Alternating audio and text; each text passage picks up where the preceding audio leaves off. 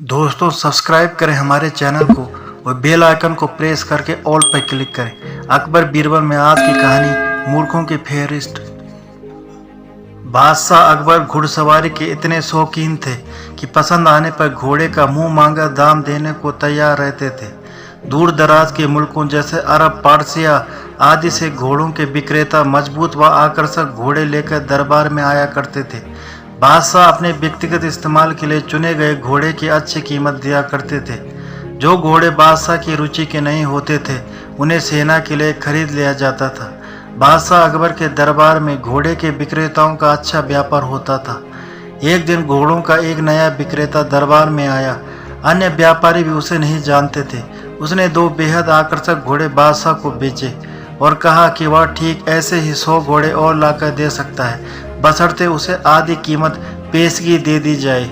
बादशाह को चूंकि घोड़े बहुत पसंद आए थे, सो वैसे ही 100 और घोड़े लेने का तुरंत मन बना लिया। बादशाह ने अपने खजांची को बुलाकर व्यापारी को आधी रकम अदा करने को कहा। खजांची उस व्यापारी को लेकर खजाने की ओर चल दिया, लेकिन किसी को भी यह उचित नहीं लगा कि बादशाह ने एक अनजान व्यापारी को इतनी बड़ी रकम बतौर पेशगी दे दी। लेकिन विरोध जताने की हिम्मत किसी के पास ना थी। सभी चाहते थे कि बीरबल यह मामला उठाए। बीरबल भी इस सौदे से खुश ना था।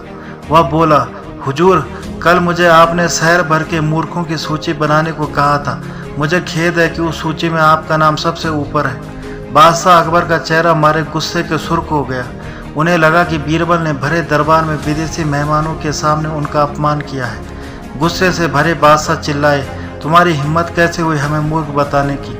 क्षमा करें बादशाह सलामत। बीरबल अपना सिर झुकाते हुए सम्मानित लहजे में बोला, आप चाहें तो मेरा सर कलम करवा दें। यदि आपके कहने पर तैयार की गई मूर्खों की फेहरिस्त में आपका नाम सबसे ऊपर रखना आपको गलत लगे। दरबार में ऐसा सन्नाटा छा गया कि सुई गिरे तो आवाज़ सुनाई दे जाए। अब बादशाह अकबर अपना सीधा हाथ उठाए तर्जनी को बीरबल की ओर ताने आगे बढ़े। दरबार में मौजूद सभी लोगों की सांस जैसे थम सी गई थी। उत्सुकता व उत्तेजना सभी के चेहरों पर नृत्य कर रही थी। उन्हें लगा कि बादशाह सलामत बीरबल का सिर धड़ से अलग कर देंगे। इससे पहले किसी की हिम्मत ना हुई थी कि बादशाह को मूर्ख कहे, लेकिन बादशाह ने अपना हाथ बीरबल के कंधे पर रख दिया। वह कारण जानना चाहते थे। बीरबल समझ गया कि बादशाह क्या चाहते हैं। वह बोला, आपने घोड़ों के ऐसे व्यापारी को बिना सोचे समझे एक मोटी रकम पेशगी दे दी, जिसका अता पिता भी कोई नहीं जानता। वह आपको धोखा भी दे सकता है, इसलिए मूर्खों की सूची में आपका नाम सबसे ऊपर है। हो सकता है कि अब वह व्यापारी वापस ना लौटे। वह किसी अन्य देश में जाकर बस जाएगा और आपको ढूंढे नहीं मिलेगा। किसी से कोई भी सौदा करने से पूर्व उसके बारे में जानकारी तो होनी ही चाहिए। उस व्यापारी ने आपको मात्र 2 घोड़े बेचे और आप इतने मोहित हो गए कि मोटी रकम बिना उसको जाने पहचाने ही दे दी। यही कारण है बस। तुरंत खजाने में जाओ और रकम की अदायगी रुकवा दो। बादशाह अकबर ने तुरंत अपने एक सेवक को दौड़ाया। बीरबल बोला, अब आपका नाम उस सूची में नहीं रहेगा। बादशाह अकबर कुछ क्षण तो बीरबल को घूरते रहे, फिर अपनी दृष्टि दरबारियों पर केंद्रित कर ठहाका लगाकर हंस पड़े। सभी लोगों ने राहत की सांस ली कि बादशाह को अपनी गलती का एहसास हो गया था। हंसी में दरबारियों ने भी साथ दिया और बीरबल की चतुराई की एक स्वर से प्रशंसा की। तो दोस्तों, ये थे आज की कहानी। उम्मीद करता हूँ आपको कहानी पसंद आई होगी।